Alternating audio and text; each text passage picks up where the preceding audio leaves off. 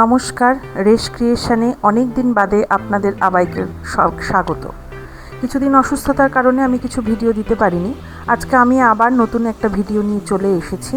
আজকে আমি এখানে আপনাদের একদম হালকা করে ঘরে তৈরি করা লাউ শাকের ডাল করে দেখাচ্ছি, যেটা এই গরমের সময় এক বাটি করে খেলে সবারই শরীর সুস্থ থাকবে এবং ভালোও লাগবে। তার জন্য আমি এখানে ডুমো ডুমো করে কেটে নেওয়া একটা লাউ নিয়ে নিয়েছি। আপনারা এখানে গোটা লাউ দিলেও পারেন বা একটা লাউয়ের যতটা পরিমাণ আপনাদের লাগবে সেই হিসাবে নেবেন। আর তার সাথে নিয়েছি ডাঁটা পরিষ্কার করে নিয়েছি আর শাকের পাতা। এই ডালটি আমরা মুগ ডাল দিয়ে রান্না করব। তার জন্য আমি এখানে একটা কড়াই নিয়ে নিয়েছি। আমি এক সম্বরে করব, মানে প্রথমেই সম্বর দিয়ে আমি ডালটা বসিয়ে দিচ্ছি। অনেকে চাইলে পরেও সম্বরটা দিতে পারেন, কিন্তু আমি এখানে এক সম্বরেই করছি।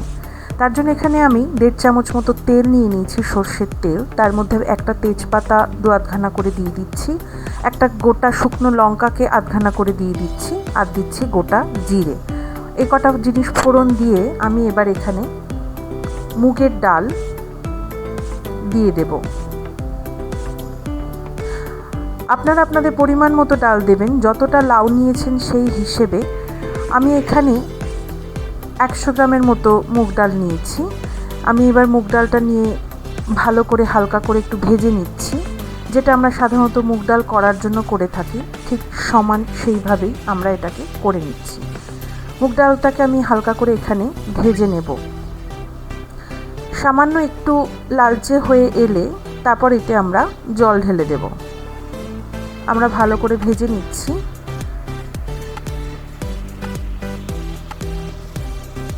গরমের সময় এরকম হালকা ডাল দিয়ে আপনারা ভাত বা রুটি যে যেরকম খেতে ভালোবাসেন খেতে পারেন, বা এটা শুধু শুধু খিদের মুখে, খুব খিদে পেয়েছে, ঘরে হয়তো সেরকম কিছু নেই, এরকম এক বাটি ডাল বসে শুধু শুধু খেলে শরীরের পক্ষেও খুব ভালো, পেটটাও কিন্তু বেশ ভালোই ভর্তি হয়ে যায়।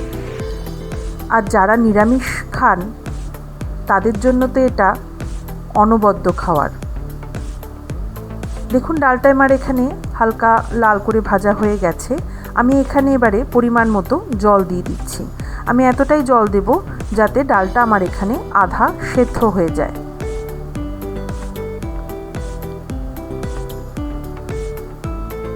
আমি এখানে 2 মগ মতো জল দিয়ে দিয়েছি। এবার আমার কেটে ধুয়ে রাখা যে লাউয়ের টুকরোগুলো ছিল, সেই লাউয়ের টুকরোগুলো আমি এখানে এবারে দিয়ে দেব।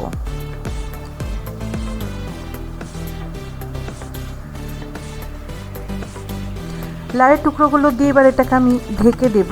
দিয়ে আমি এগুলোকে সেদ্ধ হওয়ার জন্য সময় দেব।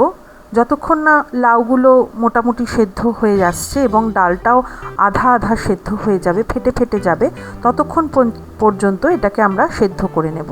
এখানে লাউয়ের সাথে সাথে আমি শাকের ডাঁটাগুলো দিয়ে দিলাম। দিয়ে আমি ভালো করে একটু হালকা হাতে নেড়ে চেড়ে দিচ্ছি।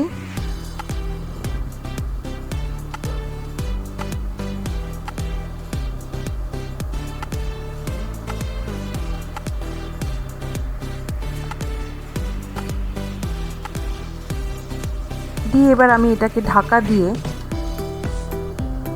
সেদ্ধ হওয়া পর্যন্ত এটাকে আমি করে নেব। এবার মোটামুটি 5-7 মিনিট বাদে আমি এটাকে তুলে দেখছি সেদ্ধ হয়েছে কিনা। দেখুন, লাউগুলো আমাদের মোটামুটি অল্প অল্প সেদ্ধ হয়ে এসেছে, ডাঁটাগুলোও সুন্দর হয়ে গেছে এবং ডালটাও আমাদের ফাটা ফাটা করে আধা আধা সেদ্ধ হয়ে গেছে।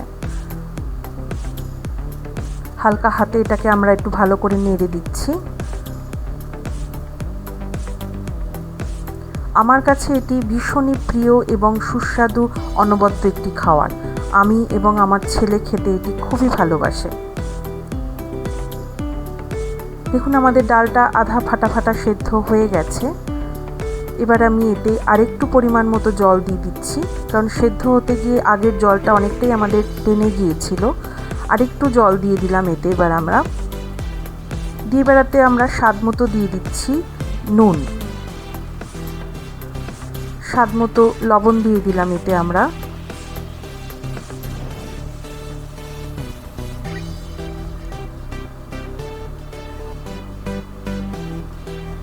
এবার আমি এতে একটু স্বাদ মতো চিনি দিয়ে দিলাম অল্প। একটি খাবারে সব রকমের জিনিস অল্প অল্প করে দিয়ে সেটা যদি সুন্দর খেতে হয়, দেখতেও সুন্দর হয়। আর দিয়ে দিলাম এখানে হাফ চামচ মতো হলুদ গুঁড়ো। এটাকে আমি ভালো করে নাড়াচাড়া করে একটুখানির জন্য ঢেকে রেখে, দেখুন এটা গড়গড় করে ফোটা পর্যন্ত এটাকে আমরা একটু ঢেকে রাখবো। এবার যখন এটা গড়গড় গিয়ে ফুটে গেছে, এবার আমরা আরেকবার নাড়াচাড়া করে এটাতে আমি 2-3টে কাঁচা লঙ্কা চিড়ে দিয়ে দিয়েছি। অন্য বিশেষ কোনো মশলা এতে আমরা দেব না, যেহেতু এটা হালকা নিরামিষ করে আমরা করছি, তাই খুব বেশি রিচ করার এটা আমরা চেষ্টা করব না, হালকাই থাকবে। আমি ভালো করে এটাকে একটু নেড়ে দিলাম।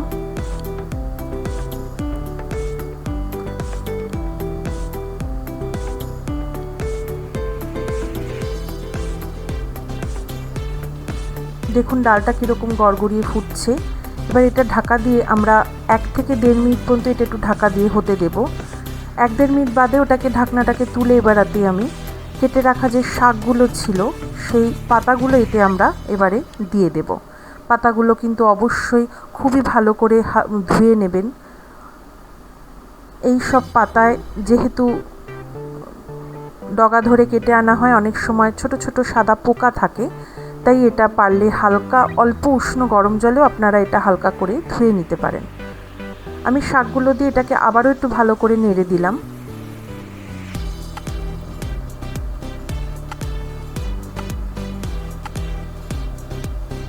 আপনারা যদি আরেকটু এটাতে রিচ খেতে চান তাহলে সামান্য ধনে গুঁড়ো জিরে গুঁড়ো দিতে পারেন, আদাও এতে ঘষে দিতে পারেন।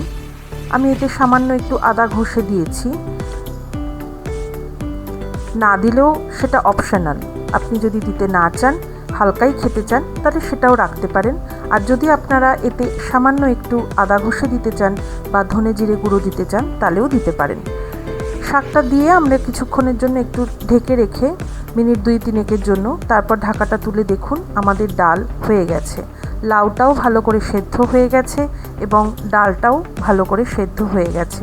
তৈরি হয়ে গেছে আমাদের গরমকালের সুস্বাদু লাউ শাকের ডাল।